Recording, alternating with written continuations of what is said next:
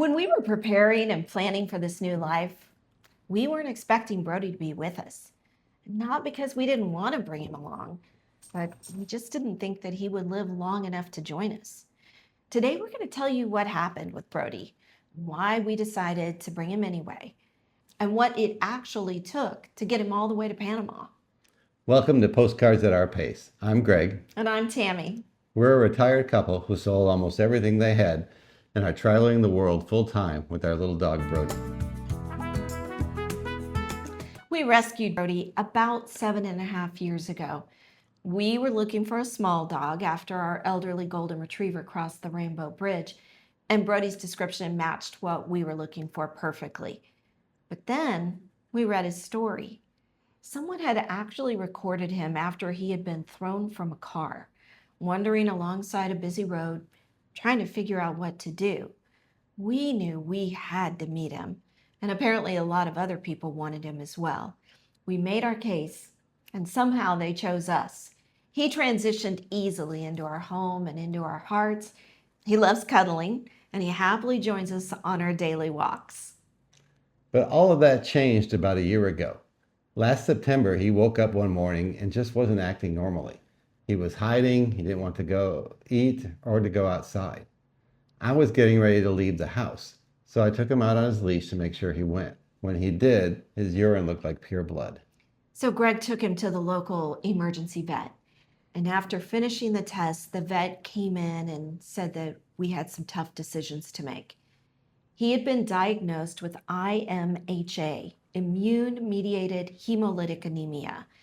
IMHA is a very serious autoimmune disorder where the body mistakenly attacks and destroys its own red blood cells. His red cell level should have been somewhere around 40%. It was 14. The prognosis wasn't good. As any of you with a beloved pet knows, making those end-of-life decisions are filled with self-doubt. Emergency veterinary care is not cheap. And at some point, you just start asking yourself terrible questions. How far do you go before you decide to just let nature take its course? He had 2 blood transfusions. Each one brought his level up to the low 20s and then crashed back into the low teens the next day. The transfusions didn't seem to be working. The vet recommended that we bring him home, share some ice cream with him, and then bring him back to be put down the next day. He wasn't in pain, and we knew he would rather be with us than in a cage with strangers. So we brought him home and decided to let him pass at home, surrounded by his family. He survived the weekend, but was so weak and frail. I went to work on Monday expecting to see a message from Greg at any time. Greg kept Brody in his lap the entire day, actually typing out his obituary on Substack, but he made it until I got home. When Tammy came home and reheated some chicken tamales, something changed. Well, long story short, tamales are a miracle drug. He actually showed interest in food, and he slowly began recovering. His vet calls him her little miracle. We call him the dog who lived. He'll be on medication for the rest of his life, but we've almost made it to the 1-year mark, and he's still doing great. Anyone thinking about long-term travel with a pet eventually has to just ask a hard question. Can they realistically come with you? And if they can't, what does that mean for your travel plans? To be honest, finding a new home for Brody might have been the expected choice. He's always going to need medication, and there was also uncertainty about how he would handle updating his vaccinations. Because with his autoimmune history, his vet was concerned that another vaccination could trigger a relapse. For us, we eventually just decided that however much time Brody had left, we wanted him spending it with us. We felt every day that we received with him was a gift. Traveling with a healthy dog internationally is not for the faint of heart. It's even harder with an immunocompromised dog. There are a lot of very specific rules and paperwork. Each country is different, and some destinations have restrictions that make traveling there legally with a dog extremely difficult or even impossible. Brody's small size lets him fly in the cabin, but airline rules vary a lot, so we had to check the specific airline and even the aircraft. We needed to start early, plan for all the requirements, and be prepared for changes at the last minute. The first thing that we had to do was book the flight. Airlines allow a limited number of pets on each flight, so immediately after booking the flight, Greg called the airline to confirm that there was a spot for Brody. He also verified everything again before we left. We used a soft-sided Sherpa carrier with a spring frame, which lets it compress enough to fit under the seat. Once we had the flight reserved, the real fun began. Nearly every country requires the dog to be microchipped. All the pet's paperwork, health certificates, rabies certificates, and export documents are linked to the microchip. It also needs to be implanted before the rabies vaccination. Brody was microchipped by the rescue organization, so we had that covered. For entry into Panama, he needed a valid rabies certificate and a distemper, hepatitis, leptospirosis, and parvovirus vaccine. Panama accepts the 3-year rabies vaccine, so we were able to use Brody's existing rabies vaccination on this trip. But we still had to give him the DHLP shot. It was a nail biter while we waited the 14 days to see if it triggered a relapse. But he did fine. And that's the easy part. The next part is where the stress kicks in. Everyone we were working with, the relocation team, the pet import people, and the fixer in Panama, told us Brody's international health certificate needed to be issued by a USDA accredited veterinarian within 10 days of travel. So that's the deadline we were working under. In the US, that means a USDA APHIS certified vet. Most vets in the US aren't. I spent half a day on the phone trying to find a vet we could use to get their certificate. Ideally, we wanted a vet that uses the electronic system because this would save us a day. Now, why did we need to save a day? Well, because the certificate has to be issued within 10 days of travel, and it also has to be authenticated by the Panamanian consulate. There are only a handful of consulates in the US. We decided 10 days were too many. We love a challenge. Our flight was leaving on the 14th, but because of the 4th of July, the soonest that we could get the health certificate was July the 6th.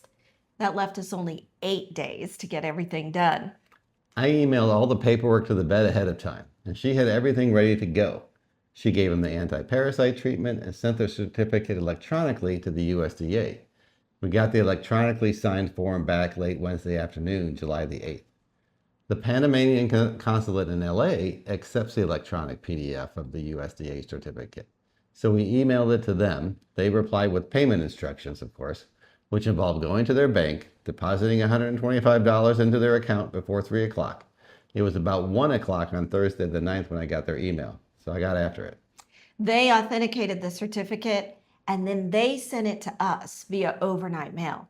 We received it Friday morning and plenty of time for our Tuesday morning flight. In addition to the consulate authentication, Panama requires an online home quarantine request be filled out 3 to 5 business days before arriving, so Brody could spend his 40-day quarantine with us instead of at a government facility. With all the forms filled out and the authenticated certificate in hand, Brody was ready for travel. We'd been training him on his carrier for months, and he treated it like a second home. He'd go in and lie down on his own. For travel, we just had to pick it up and set it on top of one of the rollerboards. Pets had to be checked in at the ticket counter, so we arrived at 3:20 a.m. for our 5:20 a.m. flight.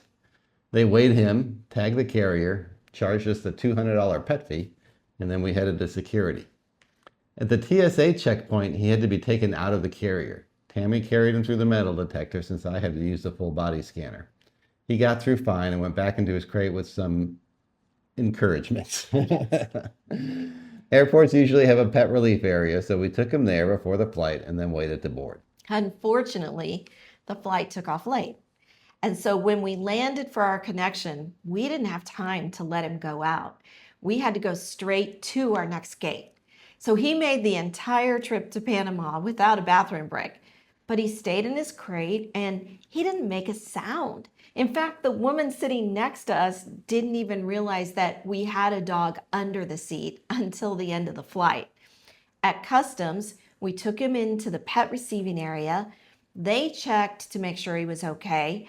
And then our fixer went in and got the completed paperwork and paid the fee, which was $245, including the fixer.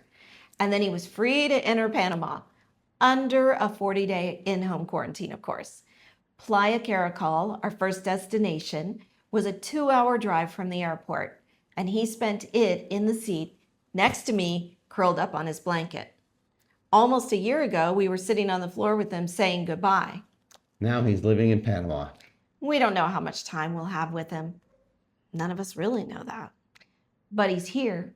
He's doing well. And for now, Brody's still traveling with us. Many of you have asked about traveling with a pet, and Brody's a part of our family. We wanted to introduce him to you, share his story, and give you a glimpse of life traveling with a dog. If you found this helpful, please like and subscribe. It helps others find the content. In the meantime, thanks for watching, and we'll see you next week. Bye-bye. bye. Brody. Brody, you want to get in this shot? Huh? You want to get in this shot? All right. Many of you have asked about traveling with a pet, and Brody's part of our family. We wanted to introduce him to you, share his story, and give you a glimpse of life traveling with a dog. If you found this helpful, please like and subscribe. It helps others find the content. In the meantime, thanks for watching, and we'll see you next week. Bye. Bye-bye.